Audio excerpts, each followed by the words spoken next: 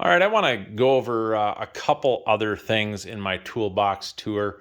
Technically, they're not in my box, but I just want to touch base on them, and that is safety equipment. I'm a firm believer in safety third, as Mike Rowe says. In the workplace, you need to keep yourself safe. It's your job to come home safe and whole at the end of the day. I have plenty of scars. I've made plenty of mistakes, and no doubt more to come. That said, let's go over just a couple of basic safety things. One of which, don't miss this, guys and gals. Fire extinguisher. Keep a properly charged fire extinguisher handy. I've got a large one here, and then I've got a smaller one on the other side of the shop, some inside the house. And if this was a regular shop where multiple guys are working in, like our farm shops at work, we've got numerous fire extinguishers, certainly by every exit. By the workstations, we use the 2.5 gallon air charged fire extinguishers that just run on water, so you can refill it.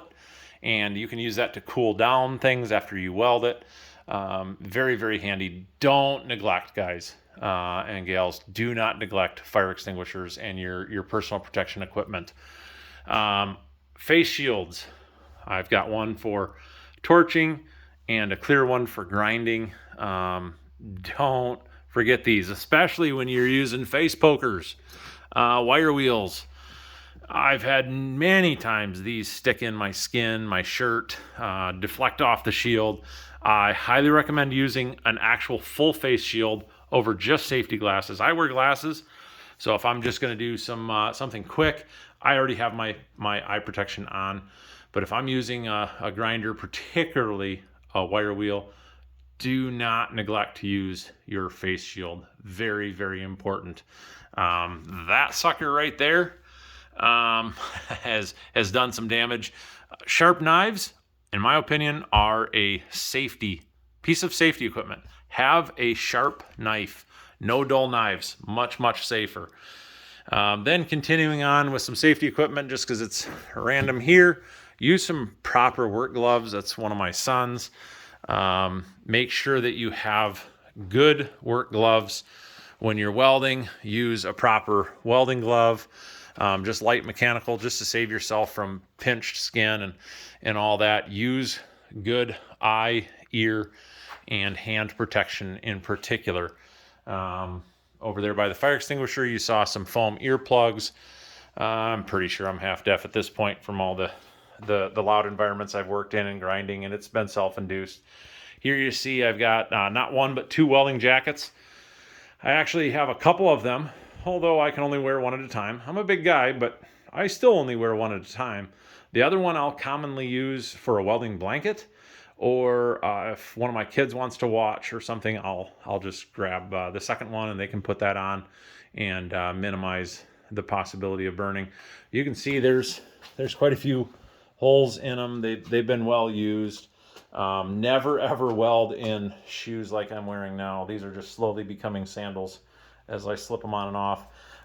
Jogging pants or exercise pants, do not wear that stuff. It's just nylon. It melts really quick. Good pair of jeans, proper welding jacket or heavy denim shirt, good gloves.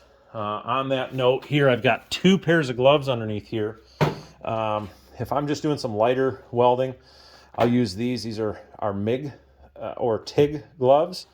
If you're going to do heavy welding, there's not insulation in these, but it still gives better dexterity for my fingers versus using a thicker, heavier glove. If I'm doing a lot of heavy welding, building a lot of heat, then I'll grab the better welding glove there. That's for arc or MIG, and you can build up some heat and not hurt yourself.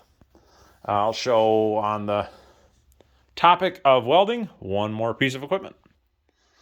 All right. One of the last, or if not the last piece of equipment I'm going to show for personal protection equipment is pretty obvious when you're welding. Have a good helmet. Have a helmet at all. Please, please, please do not weld just by closing your eyes or looking away. Welder's burn is no joke when it's in your eyes. I've been fortunate enough to never have it. Done many stupid things in my life. Thankfully, that's not made it on the list yet. But having a proper welding helmet, I mean, seriously, Amazon, $35, you can get an auto darkening helmet.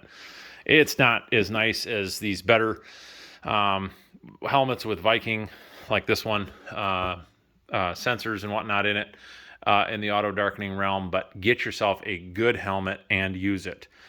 You only need to weld without a helmet one time, and you'll never do it again. Because you wake up in the middle of the night, it feels like gravel and shards of glass are in your eyeballs. It's awful. I've seen it happen to a number of guys. Do not do it. I mentioned the foam earplugs earlier. We keep a set of these in the garage. We enjoy shooting, thus the guys' guns and gears. So we use them for shooting, but then we also use these here in the shop if we're doing a lot of welding. We can just talk to each other with these electronic muffs. They work really, really well. So we can each have, if there's a couple of us out here, we can each have a pair on if we're using power tools and grinding, and still hear each other while you're not using loud equipment. That ends the safety gear. Remember, the most important piece of safety equipment is what the good Lord gave you between your ears. Use your brain. Usually before I hurt myself, the very last thing I think is, oh no, I probably shouldn't do this. And then I see blood, literally. Have a good one. Thanks for watching.